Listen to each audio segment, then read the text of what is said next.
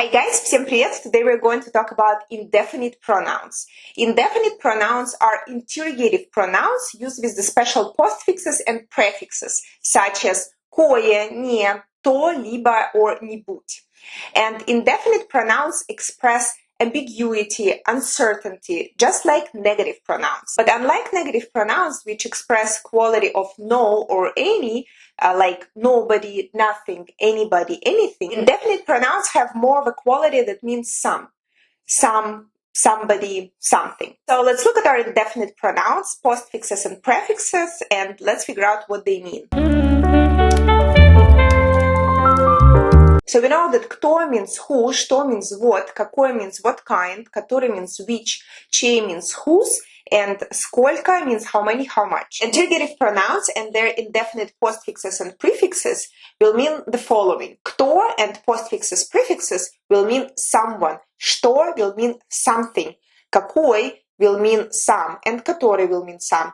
Чей, somebody's or someone's. Сколько will mean any, some, or few. Not all postfixes and prefixes can be used with interrogative pronouns, but most of them. So if we're looking at кто and что, they can be linked with all of the postfixes and prefixes. Кто-то, кто-либо, кто-нибудь, кое-кто, некто. And что-то, что-либо, что-нибудь, кое-что, and нечто. If you look at the pronoun какой, какой can be used with all of the indefinite prefixes and postfixes except for не. Не actually used only with кто, что и сколько. Некто, нечто и несколько. So then going back to какой, we have какой-то, какой-либо, какой-нибудь и кое-какой. And then if you're looking at the pronoun который, we don't have то-нибудь, кое-не, but we only have либо. Который, либо. Some, like someone. Чей has all of the indefinite pronouns except for не. And then the pronoun сколько. Сколько means with то-нибудь and не. With the pronoun то it means some. With pronoun нибудь means any.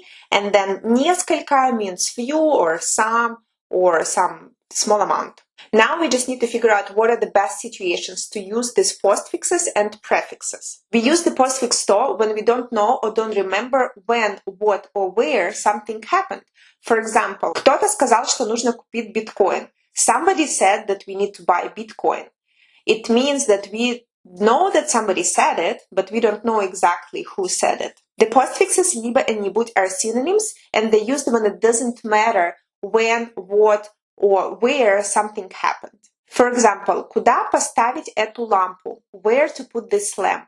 Ставь куда-нибудь. Ставь куда-либо. Put somewhere. It doesn't matter where you put it, just put it at some place.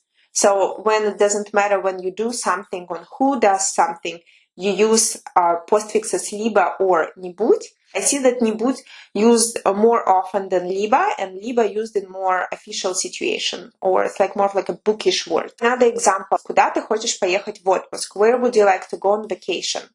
Куда-нибудь. Somewhere. It doesn't matter where. And then the prefix кое we use when we don't want to say who, what, or where something happened. Or we don't want to say it right now, and we'll say later.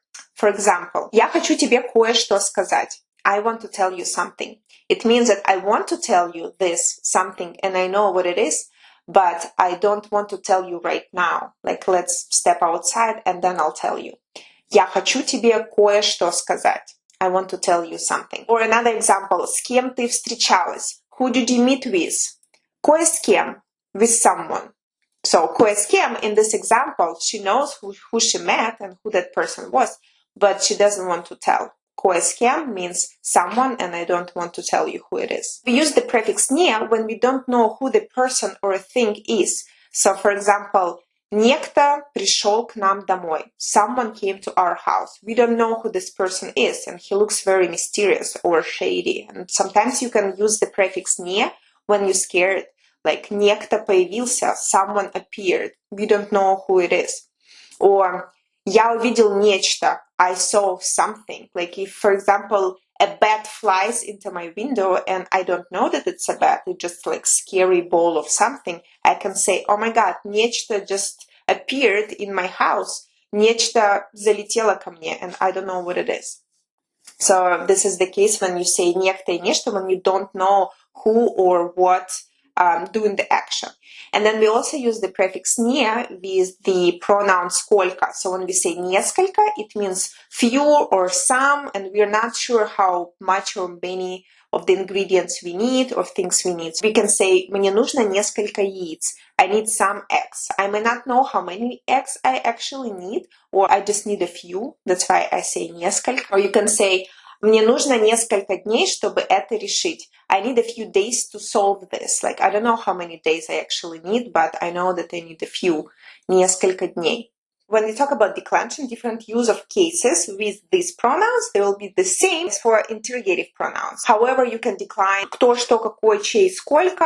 Will be exactly the same declension for кое-что, какой-то, кто-нибудь, кто-либо. I'll give you an example. If you say кто-то, кого-то, кому-то. So you can say я вижу что-то. Или мне нужно передать книгу кому-то.